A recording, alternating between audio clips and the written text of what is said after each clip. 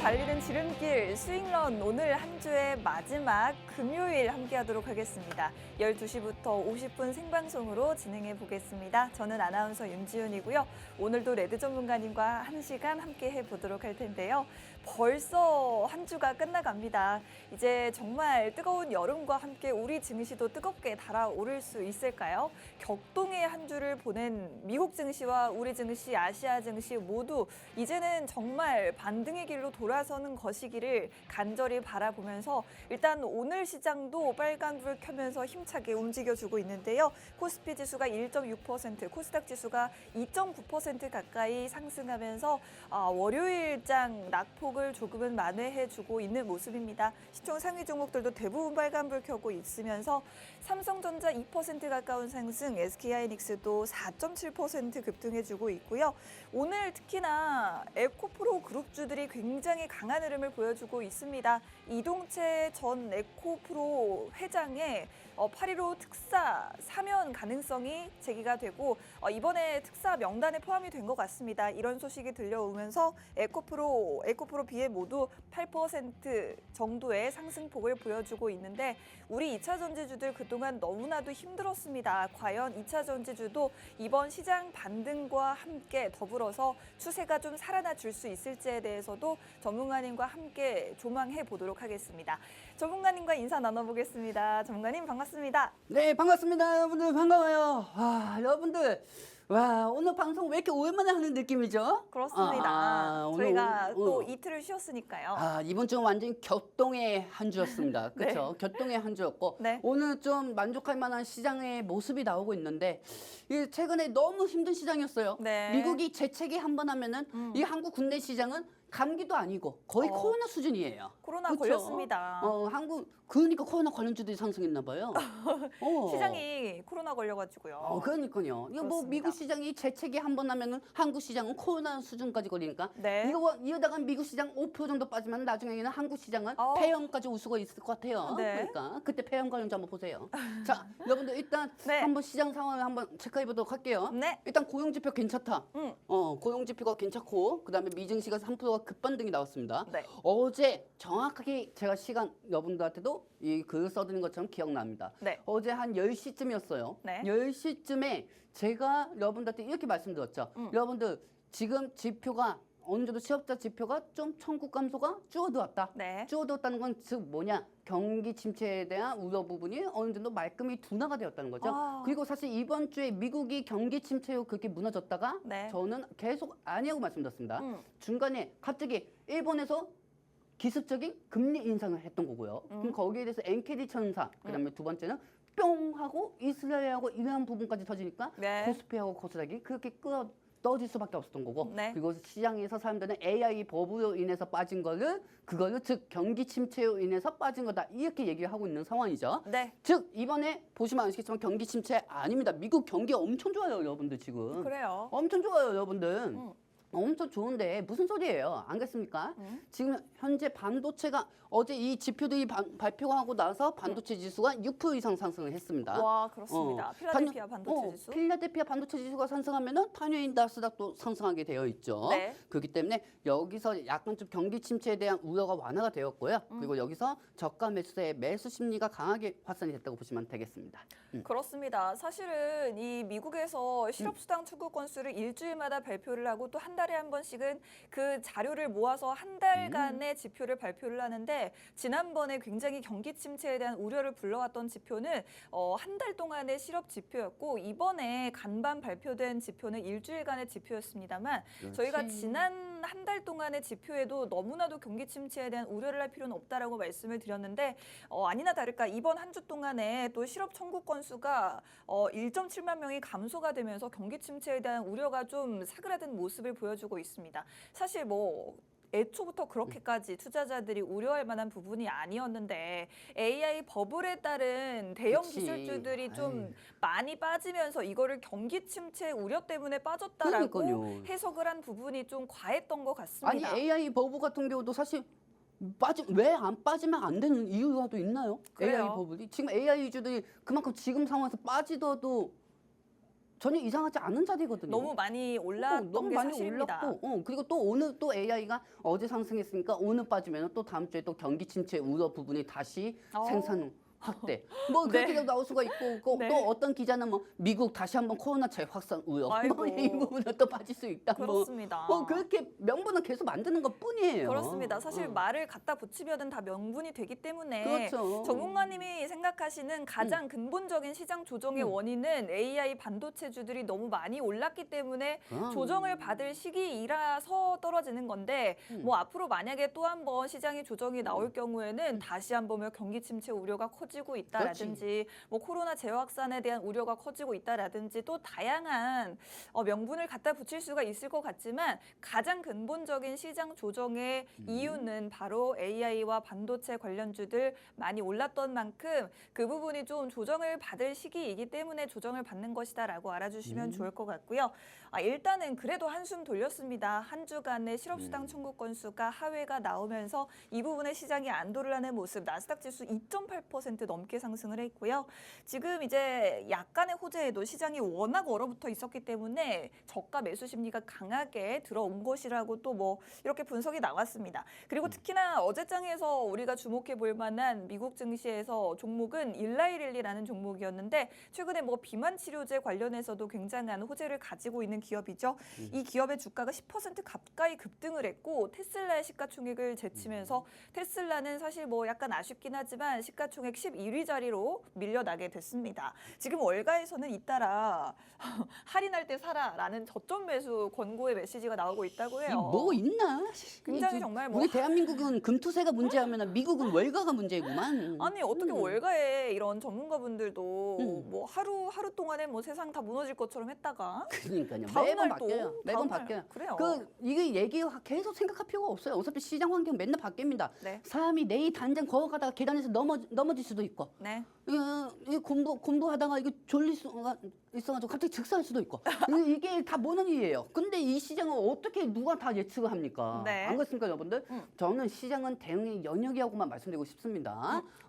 자, 그렇습니다. 그리고 최근에 또 시장에 하방 압력을 가했던 요인 중에 하나가 바로 엔캐리 트레이드 청산에 관한 문제였는데 또 이게 뭐 일주일도 안 지났어요. 일주일도 안 지났는데 이 엔캐리 트레이드 청산이 다시 뭐 더뎌지고 있다라고 하면서 엔화가 다시 악세를 보이고 있습니다. 지난 월요일에 환율이 142엔까지 떨어졌었거든요. 그런데 다시 이제 이 부분이 엔화의 약세로 돌아서는 모습을 보여줬는데 이게 사실은 어떤 큰 틀에서의 변화라기보다는 이번 한 주가 워낙에 변동성이 큰 시장이었기 때문에 좀 더 지켜보셔야지 여러분들이 이제 엔화가 어떤 방향성을 잡아나갈 것인지도 천천히 파악을 하실 수 있을 것 같습니다. 너무 일희일비하시지 않았으면 좋겠다라는 의미에서 한 번 더 보여드리도록 하겠고요. 자, 지금 이런 뉴스도 계속해서 나오고 있는데 전문가님 이분 누구예요?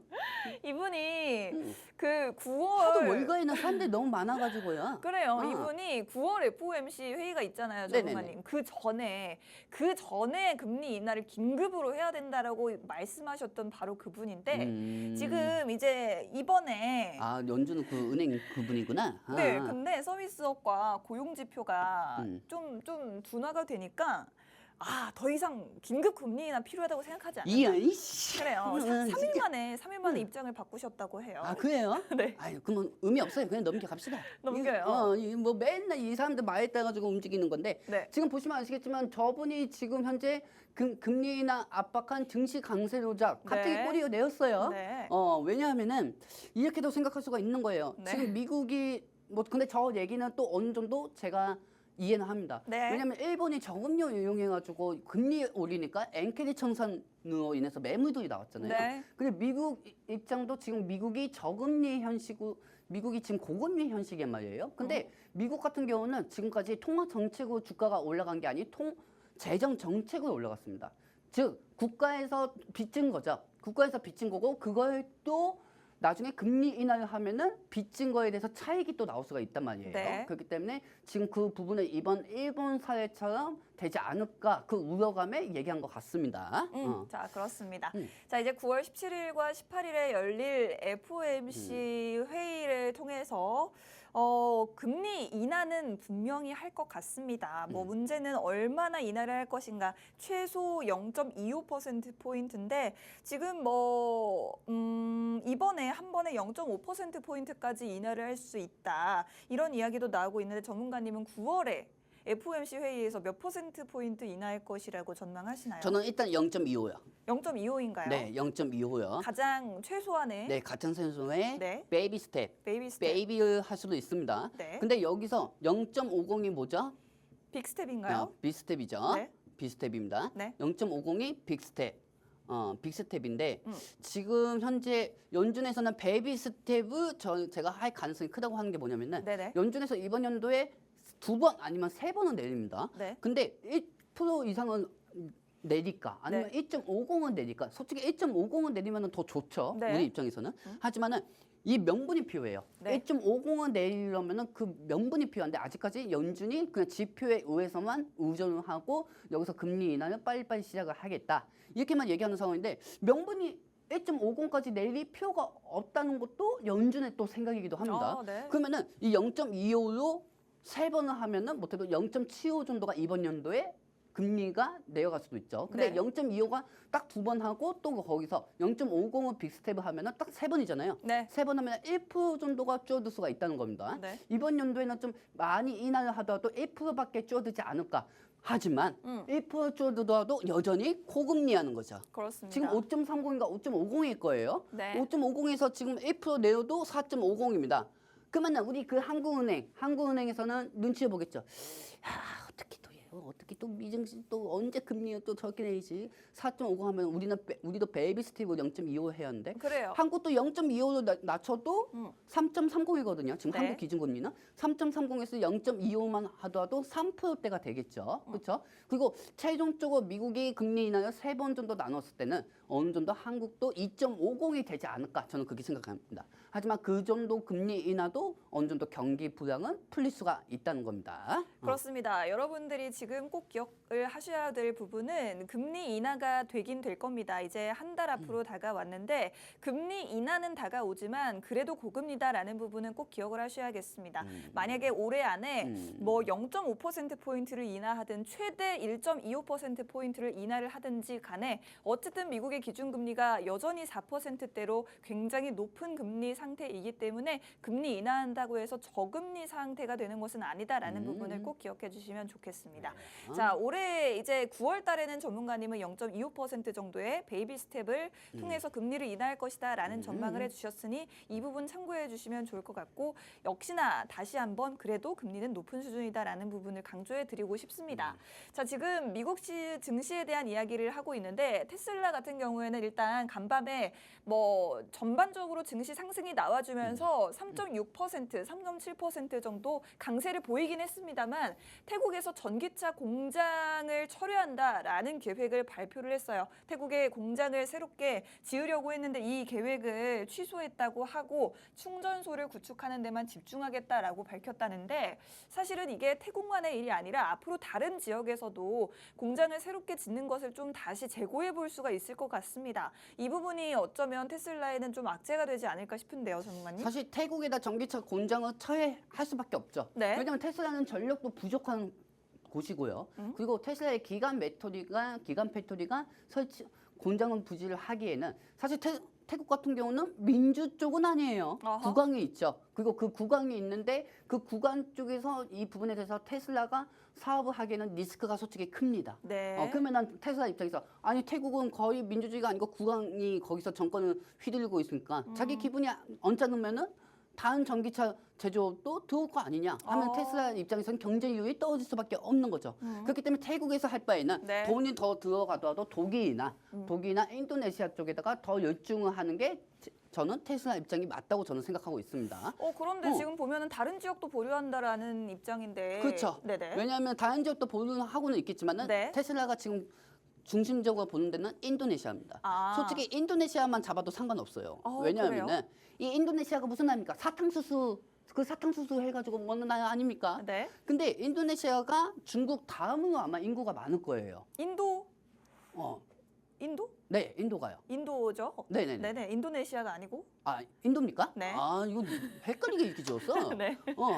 그치, 헷갈리게 씨. 네. 그 인도 같은 경우가 네. 중국보다는 좀 약간 인구가 더 많거나 아마 그럴 것 같아요. 거의 근데, 이제 따라잡고 있을 것 같아요. 근데 중국은 여러분들도 아시다시피 중국 아무리 전 세계 전기차가 판매가 둔화됐다고 해도 네. 중국은 장점이자 어? 그게 뭐냐? 네. 군민 네. 군민 의식이 강합니다. 오. 비아디. 비아디. 전기차 기업이죠? 비아디. 그다음에 또 중국 전기차가 뭐였죠? 뭐가 있죠? 그 샤오미. 샤오미. 샤오미 해가지고 화웨이. 그 전기차 기업들이 사실 네. 중국이 전 세계 수출 안 해도 네. 중국 입장에서는 그 국민들이 다 사면 아유. 매출이 더 많이 올라갈 수밖에 없죠. 내수로만 먹고 살 수 있는. 내수로만 먹고 살 수 있어요. 그렇습니다. 중국 자체는. 근데 테슬라는 솔직히 다른 곳을 보유해도 상관없어요. 네. 인도네시아만 잡아도 상관없습니다. 인도. 그렇기 그렇습니다. 때문에 그리고 또 인도하고 중국은 네. 또 서로 라이벌이에요. 아우. 그렇죠? 그러면 네. 테슬라 입장에서는 오. 인도 쪽으로 더 해야 아. 중국산 탈피를 할 수도 있는 거고요. 네. 중국산 탈피를 할 수도 있는 거기 때문에 이 부분에 따라 가지고 인도네시아 쪽으로 집중적인 투자는 할 거라고 보고 있습니다. 그렇습니다. 솔직히 태국 가면은 볼 게 뭐 있습니까? 0073. 그 옛날 0073 보셨어요? 007이요? 007 안 보셨어요, 영화? 네, 저는 못 봤습니다. 아. 그래요. 지금 젊은 척하네. 저기 여러분들 007 네버다이 아시죠? 네. 그러면 태국에 저 옛날 와이프하고 신혼여행은 거기 한번 갔다 왔거든요. 태국으로. 태국에. 네, 태국에 갔는데 네. 007선밖에 볼 게 없는데 거기다가 기가 패토리 사차해봤자 뭐 합니까? 네. 태국 사람들 거기 다 자전거 타고 다녀요. 자전거. 자전거 타고 다니는데 거기서 전기차 어떻게 타고 다녀요? 그렇습니다. 국가를 무시하는 건 아니지만은 테슬라의 사업 요소는 태국은 맞지가 않고 전 세계로 당연히 보유하고 인도 쪽에다가 집중을 하는 게 더 낫지 않을까. 그러면 인도 쪽에서도 네. 거기서도 내수 경제가 살리지 않겠습니까? 솔직히 테슬라가 전 세계에 비아디나 샤오미보다 밀리고는 있지만은 인도를 잡는다고 하면은 그 인도에서는 더 많이 판매가 증가될 것으로 보고 있어요. 자, 그렇습니다. 사실은 뭐 태국 공장을 철회한다라고는 하지만 이는 어쩌면 선택과 집중을 위한 길인 것 같습니다. 이렇게 만약에 태국에서 공장을 철회한다라고 해도 인도에 공장을 짓는 것을 계속해서 추진을 할 것이고 이제 중국 다음으로 신흥 시장으로 떠오르고 있는 인도의 시장을 잡게 된다면 또 그것이 테슬라의 새로운 전략이 될 수가 있을 것 같습니다. 그리고 이 테슬라가 요즘 옛날 같지가 않아요. 그래요? 왜 옛날 같지 않은지 아십니까? 왜요? 여러분들 테슬라는 이제까지 제가 솔직히 생각해보면은 네. 이번 3반기 끝날 때 네. 전기차 모멘텀으로 주가 올라간 거 거의 없어요. 거의 뭐 자율주행. 자율주행 아니면 트럼프 우리 도널드 트럼프 그렇습니다. 트럼프 관련 수혜주로만 올라갔어요. 근데 트럼프가 갑자기 지지율이 떨어지고 있어요. 그래요. 떨어지고 있으니까 테슬라가 전기차 주가가 상승 못하더라고. 아니 줄을 잘 선 줄 알았는데. 근데 희한한 게 뭔지 아세요? 네네. 지금 우리 전기차는 또 우리 기자분들 있잖아요. 네. 우리 기자분들이 지금 저기 뭐 하고 쓰냐면 테슬라 상승하에 에코프로 또 상승하고 있어요. 내 앞에 있기만 하면 제가 아주 그래서 내 펜은 뺏어버렸는데 이거를 딱 가져왔습니다, 전문가님. 이것도 아니야 솔직히. 그래요. 이동재 전 회장이 솔직히 이것도 아니에요. 아니 이건 어느 정도 영향을 줄 수는 있겠죠. 근데 네네. 이게 사실 네. 에코프로가 장초반 상승하고 그때 기사가 뜬 거예요. 그때 제일 처음 기사가 뜬 겁니다. 그렇다면 오른 이유는 진짜 오른 이유는? 진짜 오른 이유는 기술주들이 어제 리비안 테슬라보다 더 많이 상승한 게 리비안 주가하고 그래요. 유시드입니다. 네. 리비안하고 유시드가 8% 정도 상승하고 리비안 쪽은 6% 정도가 상승이 됐어요. 네. 그리고 기술주들이 다 상승하다 보니까 그동안 제일 많이 빠졌던 게 2차 전지였던 거죠. 여러분들 제가 여러분한테 말씀드렸던 거 있을 거예요. 에코프로하고 에코프로비엠은 솔직히 우량주 아닙니다. 어떻게 그게 만약에 우량주면 삼성처럼 많이 상승해봤자 5%죠, 4%죠. 근데 에코프하고 에코프로비엠은 10% 이상, 20% 이상도 급등을 할 수 있는 종목이기도 해요. 뭐 하루에 상한가도 가는 종목들입니다. 그렇기 때문에 지금 여기서 제일 중요한 게 네. 여러분들 내가 한 가지 말씀드릴게요. 에코프하고 에코프로비엠, 네. 이 에코프하고 에코프로비엠이 올라가면은요, 네. 이쪽이 다 2차 전지 양극재 우량주거든요. 근데 얘네가 상승해야 뭔가 시장이 투심이 산 것 같구나 이렇게 생각할 수가 있습니다. 그리고 네. 얘네가 상승이 돼야 얘네 쪽에 속해 있는 파생되는 중소형 섹터, 즉 이 양극재에 들어가는 전극, 공정, 폐배터리, 리튬, 니켈 이런 파생 상품 관련주들이 올라갈 수가 있어요. 네. 그렇기 때문에 에코프하고 에코프로비엠이 머리끄댕이를 잡고 에이씨 이렇게 올리면은 나머지 애들도 같이 올라가는 거죠. 사실 NNF 네. 이 NNF 한번 차트 한번 보도록 할게요, 여러분들. 네, 좋습니다. 자, 이 NNF 보시면 아시겠지만 NNF는 솔직히 여러분들 입장에서는 사실 이 NNF는 원통형 배터리로도 연관이 되어 있습니다. 오. 한 이틀 동안 완전 개파량력이 나왔어요. 네. 사실 저는 이 NNF가 네. 솔직히 말해서 저는 에코프로보다 나중에 더 많이 올라가지 않을까 생각이 듭니다. 네. 그러면 여러분들은 나한테 이렇게 얘기하겠지. 야, 실적이 이 800억이 적자가 났는데 그게 무슨 대전주가 올라가냐? 그럼 내가 한번 물어볼게요. 네. 스카이 문서 테크놀로지 그런 건 어떻게 설명할 거예요? 영업이익은 적자인데 이슈로 인해서 올라갔던 거잖아요. 그렇죠? 에코그룹은 카카오그룹처럼 수직 계열화가 너무 많아요. 에코프로 있지, 에코프로 BM이 있지, 에코프로 HNTN이 있지, 에코프로 머티니어즈가 있지. 이 네 가지가 수급을 만약에 한 대만 상장이 됐어도 그 한쪽으로 다 가는 게 맞는 건데 너무 수급이 분산이 됩니다. 그래. 그러면은 그거하고 다른 사업 요소인 NNF 쪽이 저는 더 낫다고 보고 있고요. 그리고 삼성 SDI하고 LG 에너지 솔루션이 더 낫다고 보고 있습니다. 왜? 여러분들 솔직히 우리 한번 얘기해 볼까요? 네네. 한번 얘기해 봅시다. 무슨 얘기를? 우리가 여러분들 네. 솔직히 제가 한번 여러분들도 알고 있을 거예요. 네. 그리고 우리 아나운서님도 알고 있을 거예요. 네. 뭐죠? 자, 말씀드릴게요. 네. 자, 여기서 네네. 어떤 소재로 얘네들이 상승할까요? 솔직히. 난 얘네들이 그냥 기술적 반등 아니면 금리 인하밖에 없다고 생각해요. 2차 전지는요. 네. 어떤 소재가 와 이거 부각이 돼가지고 상승 이렇게 생각하지는 않습니다. 근데 여러분들 얘네가 2차 전지 이 기업들이요. 네. 이 기업들이 투자를 다른 거 다 포기해도 투자를 하는 게 뭔지 아십니까? 뭐죠? 뭔지 아십니까? 여기 원통형 배터리 없나? 원통형이요? 한번 보도록 합시다. 이겁니다. 제가 가져왔습니다. 이겁니다. 이겁니다. 자, 여러분들 지금부터 제 얘기 잘 들으세요, 여러분들. 네. 자, 여러분들 이 2차 전지에는 우리가 보통 이번에 그 인터넷에서 화제가 났잖아요. 네. 그렇죠? 2차 전지는 여러분들 이걸 아셔야 돼요. 네. 보통 배터리는 각형이 있고 네. 원통형이 있고 파운치가 있습니다. 네. 그리고 전 세계에서 제일 많이 쓰는 거는 각형입니다. 각형, 네모난 거요. 각형인데 이 각형은 단점이 있습니다. 에너지密도가 너무 낮아요.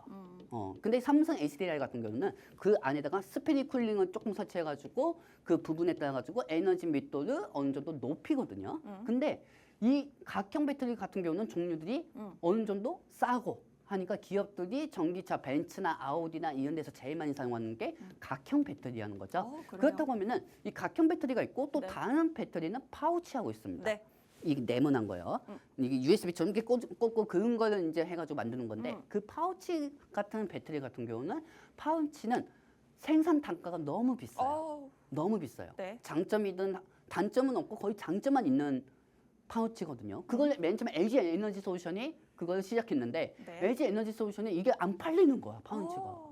기능은 좋은데 너무 빨리 5차 산업혁명에 나올 수 있는 제품을 지금 미리 너무 내놓은 거야. 5차요? 왜냐면 전기차 회사들은 지금 단가가 중요하거든요. 제조 단가가 중요하거든요. 그렇습니다. 제조 단가가 중요하니까 제조 단가가 중요하니까 그 단가에 대해서 파운치 배터리를 쓰고 싶어도 성능은 파운치 배터리가 좋은데 네. 단가가 너무 많이 나가니까 못 쓰는 거야. 그러면은 여기서 단가가 제일 낮은 거는 원통형이 하는 거죠.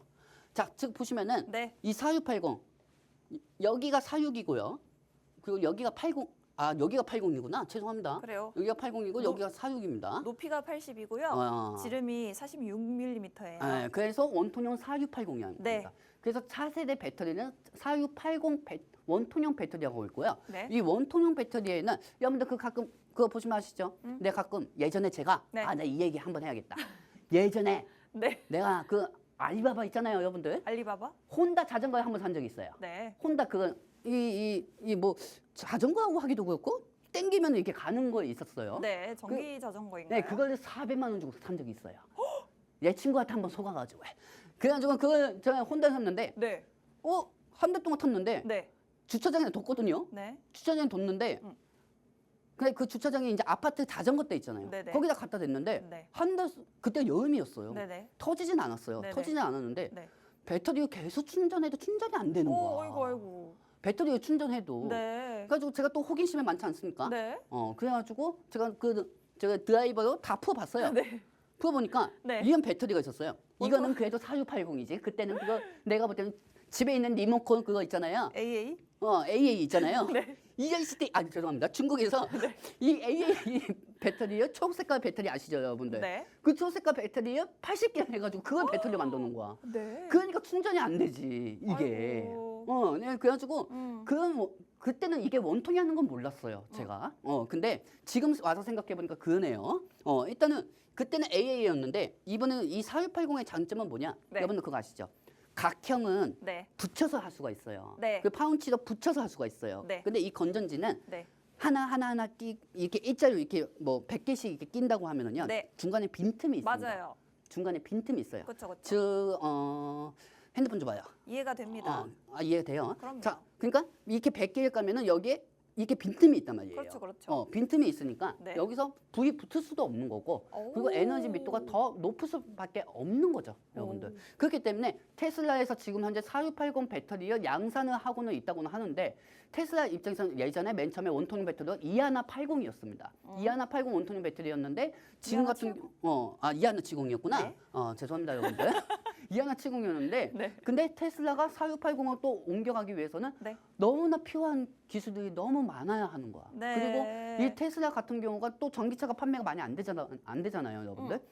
여기서 잘 생각하셔야 돼요. 전기차가 판매가 많이 안 돼서 원통형을 생산 못 하는 거다. 이렇게 생각하시면 안 됩니다. 테슬라는 전기차까지 제조하는 회사예요. 네. 하지만 삼성 SDI하고 LG 에너지 솔루션하고 파나소닉 같은 경우는 전기차를 생산을 안 합니다. 네. 그러면 테슬라 입장에서는 자동차도 생산을 제조를 하고 여기서 원통형까지 하니까 너무 비용이 많이 들어가고 기술력도 난제가 될 수밖에 없는 거예요. 그러면 테슬라 입장에서는 이 4680 양산을 포기할 수밖에 없는 거고요. 네. 그리고 차세대 배터리 각형이 아닌 이 원통형을 선택을 한 겁니다. 네. 그러면은 여기서 중요한 게 있습니다. 네. 여러분들 여기 동그라미 보이시죠? 네. 여기 부분에 니켈 금간판으로 지금 제일 기술력이 있는 회사가 TCC 스릴러입니다. TCC 스릴러. 네. 여러분들 내가 왜 TCC 스릴러라고 하는지 아시겠죠? 네. 근데 여기에 붙이는 거야. 여기에 니켈이 들어가요. 네. 이 동그라미 정도에. 네. 이 동그라미 정도에 나 돈전이 없는데. 네. 아니 그거 보여주면 편한데. 이쪽에다 니켈 금간판을 해가지고 네. 에너지密도를 더 높여주는 겁니다. 더 높여준 거야.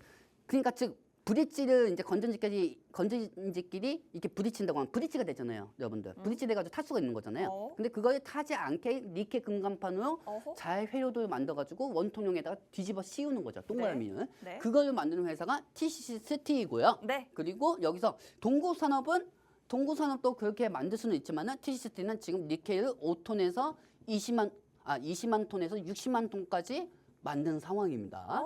오. 그렇기 때문에 그리고 여기서 또 NNF도 이 양극재에 들어가는 TCC 스틸인 니켈 금간판을 여기서 갖다 쓰고 있고요. 아. 그러면은 지금 삼성 SDI하고 LG 에너지 솔루션이 지금 LG 에너지 솔루션은 양산을 준비하고 있습니다. 네. 오창 쪽에서요. 네. 그리고 양산 준비하고 있고 삼성 SDI도 고객을 뺏기면 안 되잖아요. 그렇죠. 고객을 뺏기면 안 되잖아요. 네. 그렇기 때문에 삼성 SDI에서도 발빠르게 우리는 원통형 배터리를 이렇게 준비하고 있다. 저렇게 준비하고 있다. 하기 때문에 그 부분에 대해서 이슈는 계속 나올 겁니다. 자, 그렇다고 하면 우리 TCC 한번 차트 한번 보도록 할게요, 여러분들. 네. 뿅! 자, 한번 봅시다. 는 진짜 물론 존먹은 내 나도 잘못이 있지. 하지만 네. 나는 내가 잘못됐다고 생각하지는 않습니다, 여러분들. 사실 시장이 7월 13일 날 트럼프가 암살 미수 사건이 있었죠. 어떻게 알고? 그리고 중간에 이스라엘 전쟁이 또 터졌죠. 어떻게 알고? 제가 제일 힘들었던 게 7월 13일이었어요. 피디님, 7월 13일 이후부터 한번 봐주시기 바랍니다. 와. 그 7월 13일부터 네. 7월 13일부터 주가가 계속 떨어졌어요. 네. 트럼프가 암살 미수로 인해서 지지율이 높아지면서 2차 전지가 기술적 피해를 봤던 거고요. 네네. 그리고 저번 주 검은 금요일, 그다음에 이번 주 검은 월요일이 됐던 거죠. 그렇다고 해서 내 종목에 문제가 있어서 떨어졌다고 저는 생각하지는 않습니다. 제일 중요한 거는 여기서 이 원통형 배터리를 좀 전체적으로 좀 여러분들한테 보여드릴게요. 전체적으로 화면 보시면 아시겠지만은 지금 여기서 제가 봤을 때는 이 TCCT는 우량주 쪽으로 대장주고요. 그다음에 동원 시스템즈 같은 경우는 TCCT보다도 좀 낮은 상황입니다. 하지만 동구산업 여기서 제일 중요한 건 P에너지, 6파이 원통형 파인더 개발. 이 P에너지하고 KNS하고 P에너지, TCCT만 보더라도 충분합니다, 여러분들. 네. 사실 금양에서 4695 배터리 오, 더 크네요. 근데 4890보다 더 커요. 금양은 좀 너무 앞서가는 건 아닌가. 사실 좀 그렇게 생각도 듭니다. 물론 네. 이 기술력이 있는 회사 금양도 정말 좋은 회사이기도 하거든요. 근데 네. 지금 전 세계 2차 전지 기업들이 원하는 거는 4695가 아니고 4680이거든요. 네. 왜냐면 테슬라 중점으로 4680이 시작됐던 거고 그거를 LG 에너지 솔루션하고 삼성 SDI가 만들고 있는 거잖아요. 그렇기 때문에 4695 배터리 전체 생산을 양선 준비하고 있다는 거는 금양 입장에서도 대단하기도 하지만 네. 시대에 너무 앞서가는 건 아닌가. 약간 좀 조심스럽게 생각도 해봅니다.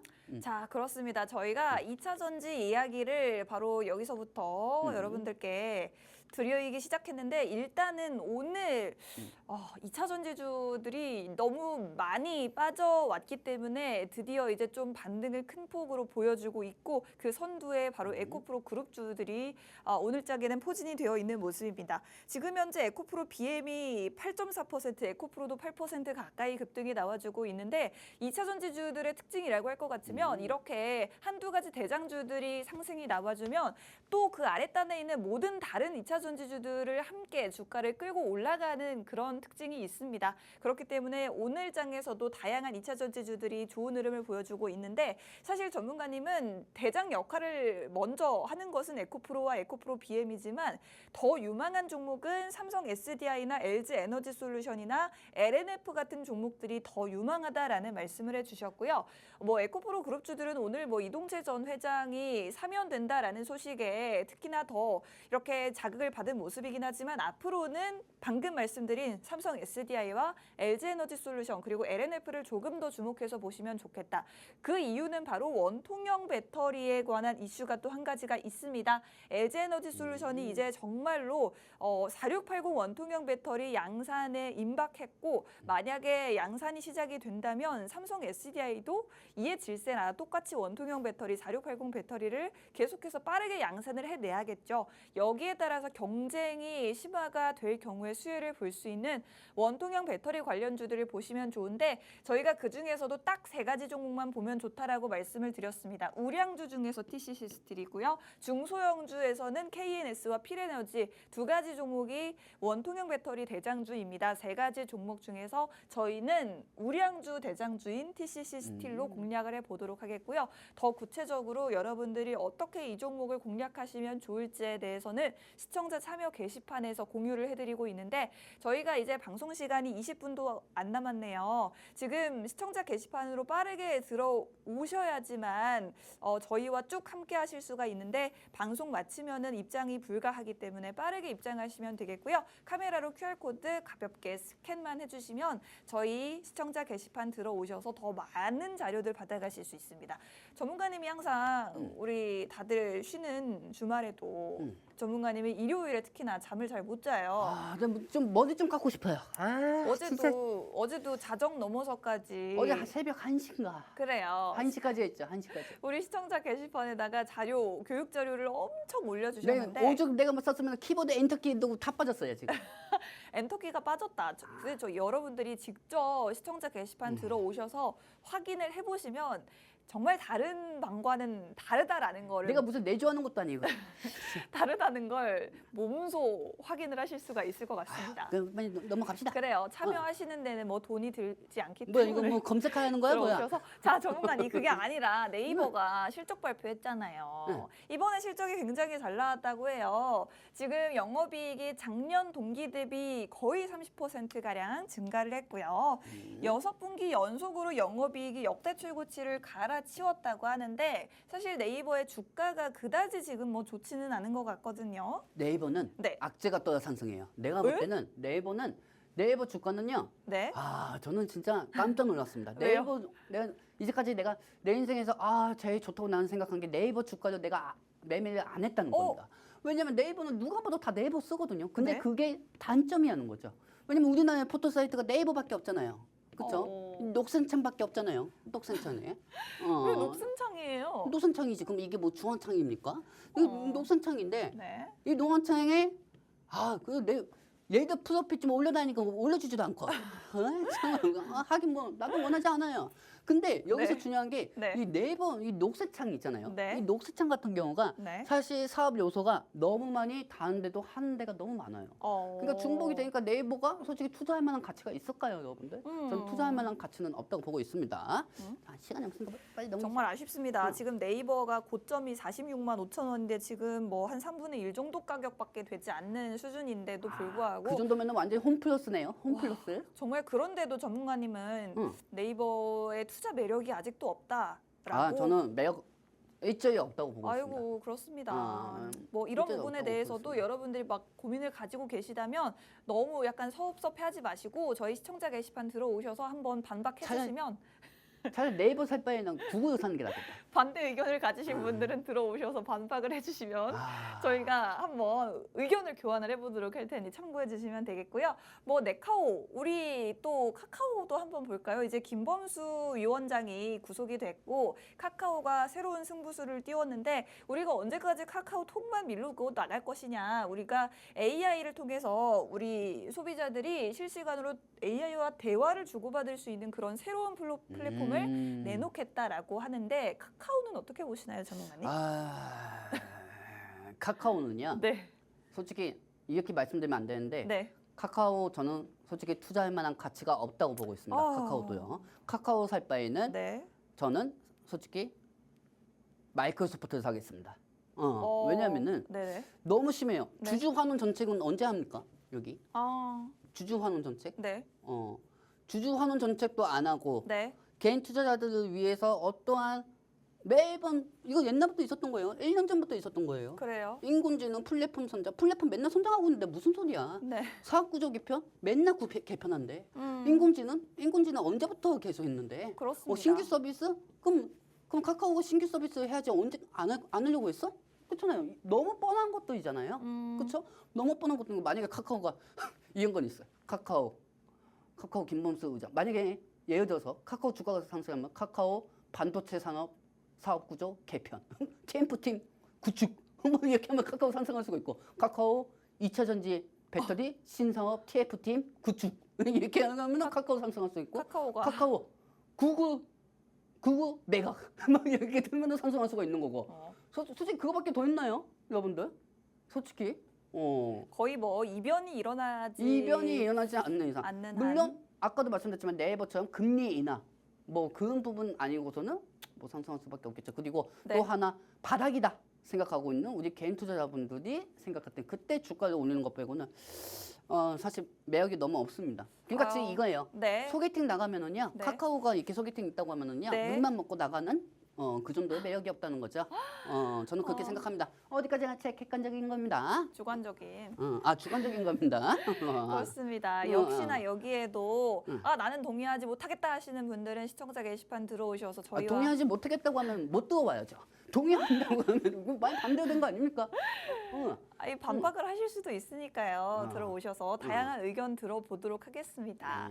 자, 미국 대선 이야기도 한번 짧게 해볼게요. 7개의 경합주가 애리조나, 조지아, 미시간, 네바다, 노스캐롤라이나, 펜실베니아, 위스콘신 주에서 해리스와 트럼프가 접전을 벌이고 있습니다. 지금 2%포인트 차이면 굉장한 접전 상태죠. 그런데 뭐 또 다른 여론조사 결과에 따르면 해리스 부통령이 5%나 앞선 여론조사도 있기는 있다라고 합니다. 코코넛 효과가 제대로 왔네요. 자, 지금 9월 10일에 이제 한 달 정도 딱 남았는데 한 달 뒤에는 이 두 후보의 팽팽한 TV 토론까지도 우리가 감상을 할 수가 있을 것 같습니다. 지금 여러분들 네. 이제 판도 바뀌었어요. 네. 판도 바뀌었습니다. 네. 과거 7월 13일 날 네. 내가 우리 노랑머리 분만 보시면은요. 우리 TCJ 스릴러 정말 여기 희생당했어요. 네. 다른 분들도 다 마찬가지겠지만 이 거즈 하나가 사람 10명 보냈어요. 그렇죠, 여러분들. 근데 이 중요한 게 그때는 트럼프가 암살 미수 사건 이후 트럼프가 이렇게 올리면서 사진이 찍히고 나서 지지율이 올라갔단 말이에요. 그때는 트럼프의 제2 집권이 시작되는 거 아니냐. 트럼프 정부에. 그래서 트럼프 정책주들이 올라가고 갑자기 북한에서 평양냉면 그 화물냉면 던지고 있는데 하늘나라에다가 그때 갑자기 남북경협 올라가고 있고 그런 상태가 나왔었죠. 그리고 트럼프가 제일 부정적으로 생각하는 바이든 현 대통령의 바이든 정책에 대해서 비난을 하면서 이 2차 전지들이 다 무너졌죠. 네. 근데 지금 이 해리스 누나가 나타났습니다. 네.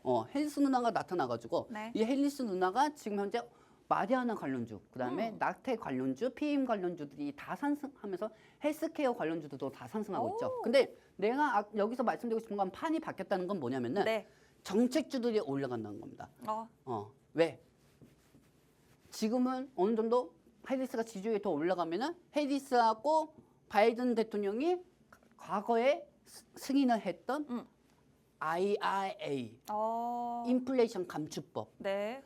이제까지는 여러분들 인맥주하고 관련된 테마주만 올라갔잖아요. 해리스에. 근데 이제는 해리스의 정책주들이 올라간다는 겁니다. 그러면 여기서 신재생 에너지하고 2차 전지주들이 트럼프로 인해서 7월달에 빠졌던 만큼 그대로 기술적 반등은 올라갈 수가 있다는 거죠. 그렇습니다. 자, 지금 트럼프 전 대통령의 암살 미수 사건 이후에 지지율이 갑자기 반짝 뛰어오르는 효과가 있었는데 이제는 해리스 부통령이 바이든 대통령의 뒤를 이어받아서 새로운 대선 후보로 나섰죠. 이제는 이 민주당 정책주를 다시 한번 보셔야 될 때고 그 주인공이 바로 2차 전지와 신재생 에너지주다라는 말씀 저희가 거듭 방송에서 여러 번 강조를 드렸으니 다시 한 번 더 상기시켜 드리면 되겠습니다. 자, 사실은 전기차 화재가 최근에 뭐 굉장히 많이 발생을 하고 있는데 정부가 9월 초에 대책을 마련하겠다라고 합니다. 사실 뭐 아무리 대책을 마련한다 하더라도 여러분들이 전기차 화재에 대한 걱정을 완전히 덜실 수는 없을 것 같아요. 우리나라 국토부가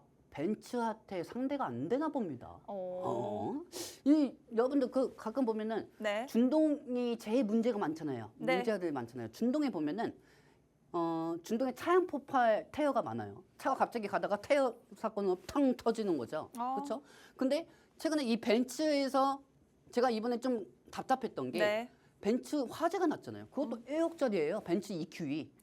벤츠 EQE. 네. 1억짜리가 중국산 배터리에 집어넣고 벤츠 쪽에서는 또 이렇게 얘기합니다. 제조사가 어디인지는 비밀이기 때문에 얘기할 수가 없다고. 뭐 소비자 뭐 후용하는 겁니까? 우용하는 겁니까? 네. 그리고 이번에 화재 났던 차가 3,000대예요. 3,000대. 네. 3,000대가 지금 도로에서 움직이고 있는 거예요. 근데 국토부가 제가 좀 답답하다고 느꼈던 게 9월 달까지 확인한다고 했잖아요. 근데 여러분들 4년 전에 그거 기억나시죠? BMW. 네네네. BMW 막 가면은 막 다 터졌잖아요, 여러분들. 그렇죠? 그때도 국토부가 확인한다는 그 과정 리콜 결정하기 전에 이 BMW들이 50대 이상이 다 터져버렸어요. 네. 여러분들. 그러니까 즉 지금 현재 3,000대가 돌아다니고 있는데 한국에서 네. 1억짜리가 3,000대가 그럼 300억짜리가 다 돌아다니고 있는데 이 300억짜리 포탄이 2,000억의 재산 피해가 될 수가 있는 거예요, 여러분들. 그렇기 때문에 지금 당장 리콜을 해야 하는 건데 뭐 하나하나 검사를 해본다, 자문 검사를 해본다고 말이 안 되는 거죠. 지금 여기 안에 들어가 있는 배터리도 각형이에요. 각형인데 그것도 이 회사가 갑자기 생각 안 나네. 중국의 회사인데. 네. 중국의 회사인데 이 각형 같은 경우가 어느 정도 에너지 습도가 낮기 때문에 다 터지는 거죠. 그러면 리콜 해야지. 여기에 대해서 뭐 그때까지 더 보고 가겠다. 제가 볼 때는 저는 이렇게 생각합니다. 저도 하나의 대한민국 국민이잖아요. 이 방송을 보면 좀 그럴 수도 있겠지만 국토부에서 저는 이렇게 생각합니다. 제가 국민으로서 얘기하자면은 국토부가 벤츠 눈치 보는 거 아닌가? 그렇게밖에 생각이 들 수밖에 없잖아요. 9월 때까지 그걸 본다니요. 그럼 9월 때 전까지 재산 피해나 이런 거는 국토부가 다 책임져 줍니까? 그것도 아니면서. 그래요. 그런데 전기차 화재가 계속해서 늘어나고 있다 보니까 아무래도 뭐 2차 전지주나 전기차 산업에 약간은 압박이 되지 않을까요, 전문가님? 전기차 쪽으로 압박이 되는 거 각형만 그렇게 되는 거지 원통형은 그렇게 되지 않죠. 원통형 배터리는 그래도 화재 위험이 좀 화재 위험이 낮습니다. 낮기 때문에 화재 위험이 낮고요. 그리고 네. 각형 배터리는 더 이상 안전하지가 않다. 그게 인식이 되면은 그 수혜주들은 웜톤형 배터리로 갈 수밖에 없겠죠. 이 부분도 잠시 좀 시간이 없으니까 잠시 후 설명해 드릴게요. 저희 벌써 방송 시간이 6분밖에 안 남았어요. 금투세 없습니까? 금투세는 없습니다. 그거 그래요? 전문가님이 시청자 게시판에서 따로 교육해 주신다고. 네, 예전에 네, 이 글린배트 있잖아요. 네. 여러분들. 네. 네, 예전에 도봉구에 살았어요. 그래요. 도봉구에 제가 도봉중학교를 나왔습니다. 도봉중학교. 그리고 이 도봉구에 안방합동이 있어요. 저희 집이 이쪽이에요. 네. 이쪽이 진짜 산밖에 없어요. 오. 산밖에 없어요. 오. 그래서 예전에 저희 친아버지가 네. 이쪽에 이거 그 옆에 그 마을 무슨 반장인가 뭔가 이게 돈 내치하면 꼭 같이 밥 먹는 아저씨들이 있어요. 네. 그 아저씨들이 저희 아버지한테 네. 이거 땅 한번 사봐. 이거 나중에 개발되면 좋지 않아? 오. 그러니까 저희 아버지가 아직도 했던 말이 기억나요. 네. 아유 현님 돈이 있어야 그만 뭐 매매를 하든지 하죠. 어허. 그러고 나서 아버지가 집에 와서 저한테 얘기하더라고요. 네네. 지가 사지 그렇게 사고 싶으면 왜 나한테 이사하고 하냐고. 그래서 듣고 그분이 보니 그러네요. 그래가지고 가끔 이 도봉구, 네. 남부 노원 쪽이 좀 산악 지역이잖아요. 네. 여기에 도봉산이 있고요. 네. 그렇기 때문에 이쪽 부분은 글린벨트 쪽으로 나올 수가 있다. 그리고 중남 쪽하고 간동 이쪽은 다 외곽이 돼 있잖아요. 근데 뭐 강남 쪽이 제일 먼저 개발되지 않겠느냐라는 말도 있던데요. 왜냐하면 강남 쪽이 땅값이 근데 그러니까요. 여기서 개발이 되면 강남은 더 올라가요. 오? 그렇기 때문에 강서 여러분들 지금 강서 기억하시죠? 네. 강서가 9년 전까지만 해도 다 논밭이었습니다. 네. 근데 지금 강서가 제2의 강남이죠. 어허. 그렇죠? 근데 중요한 건 이 네. 얘기 하는 이유는 뭐냐면은 네. 자 얘네 그린벨트 네. 얘네가 이쪽에 땅 지역에 지분을 갖고 있기 때문에 상승하는 겁니다. 어허. 그러니까 어떻게 보면 지금 뭐 부동산이다. 우리 다음 시간 부동산 아닌가? 그분도 얘기하겠지만은 네. 그분도 말씀을 하시겠지만은 네. 그냥 이 SG 세계문산이 어느 지역에 지분을 갖고 있다, 땅 지분을 갖고 있다. 그리고 신혼종합개발이 또 어떤 쪽에 지분을 갖고 있다. 이에 대해서 연관돼서 상승하는 거죠. 네. 이 SG 세계문산 같은 경우는 네. 여러분들 동전주예요. 동전주기 때문에 그래요. 매매 안 하는 게 좋습니다. 그렇습니다. 하지만 신혼종합개발 같은 경우는 괜찮습니다. 오. 왜냐하면은 부대장 형식으로 올라오는 거지만은 신혼종합개발 같은 경우는 어느 정도 5% 10% 정도 이전할 수가 있으니까요. 네, 그렇습니다. 이 서울시 관악구 본촌도 이때 64m 토지 보유한 기업은 우리가 무슨 부동산 방송입니까? 아니 근데 지금 이 기업이 바로 대장주거든요. 근데 만약에 이것도 생각해봐요. 네. 포항 영일만의 네. 과거에 대왕거에 네. 대왕거에 그 이렇게 지역이 나왔을 때 영일만 관련주들. 영일만 쪽에서도 땅 네. 지역 때문에 이렇게 상승했었잖아요. 네. 근데 결국은 그때 그 땅 지역을 갖고 있다. 갑자기 부산항으로. 그린벨트가 어떡하니까. 근데 네. 내가 이 얘기 하는 이유가 있어요. 네네네. 근데 영일만에서 바뀌었잖아요, 또. 그렇습니다. 바뀌었잖아요. 네. 그렇게 또 매번 될 수가 있는 거예요. 그렇기 그래요. 때문에 그린벨트는 1년에 한두 번 이슈가 나올까 말까 하니까 5% 먹으려다가 50% 빠지는 경우가 있어요. 그렇기 때문에 여러분들 좀 이게 생각하시고요.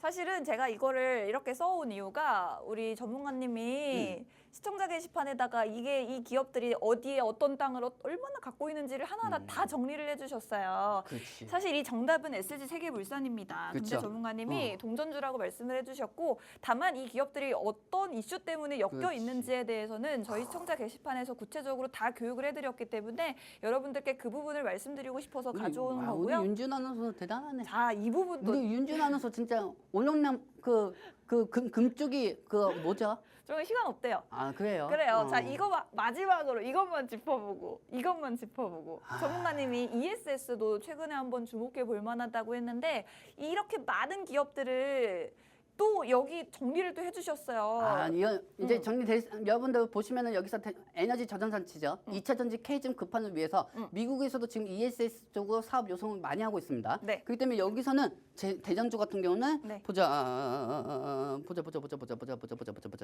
여기서는 한주 NCS에서는 전기차 화재 관련주기도 해요. 오. 화재 관련주기도 하고 네. 여기서 두 번째로는 SK 이턴이 있습니다. 네. 그리고 YM텍 네. 한주 NCS하고 SK 이턴이스하고 YM텍이 세 가지로 분류돼가지고 상승하니까 참고하시고요. 네. 그리고 지금 좀 시간이 없는데 네. TCC 스릴러 한번 차트 한번 마지막으로 한번 보도록 할게요, 여러분들. 그렇습니다. 지금 TCC 스릴러 지금 현재 우리가 마이너스 어제 49%까지 갔다가 지금 현재 몇 프로 정도 상승하고 있죠? 5%? 6%? 6% 정도 상승하고 있죠. 5% 정도. 5% 상승하고 있죠. 그러면 마이너스 44겠네. 그래, 물론 여러분들 입장에서는 이거 마이너스 44% 얘기할 수도 있겠지만은 네. 저는 사실 여러분들이 종목 10개 갖고 있으면 저는 하나밖에 안 갖고 있거든요. 차라리 한 개 갖고 있고 계좌에 있어서 마이너스 44%가 낫지 않겠습니까? 그렇죠, 여러분들? 그만큼 TCCT 문제가 있어서 떨어지는 게 아니고 다른 종목들 여체 다 빠지고 있다는 거죠. 제가 이 부분에서 말씀드린 건 뭐냐면은 이제부터는 상승을 쌓여가지고 낙폭을 축소할 겁니다. 그리고 이 낙폭을 축소해가지고 제가 기술적 반등으로 출매 없이 올라가는 모습을 향후 계속 생방송 라이브로 보여드릴 테니까 여러분들 지켜보시기 바랍니다. 와, 저희 벌써 방송을 마무리 지어야 할 때가 왔습니다. 이 많은 자료들 저희가 시청자 게시판에서 뒤에 이어서 계속해서 윤지아나운서 여러분들께 박수 쳐줘야 돼요. 제공해 드리도록 할 테니까요. 계속해서 QR코드 통해서 마지막으로 1분 동안 입장 도와드리도록 하겠습니다. 본 방송에서 제공해 드리는 정보는 투자 판단에 대한 조언일 뿐 주가 상승 하락을 보장하지 않는다는 점 유의하시기 바랍니다. 저희는 주말 동안 쉬고 월요일 12시에 다시 찾아뵙겠습니다. 고맙습니다.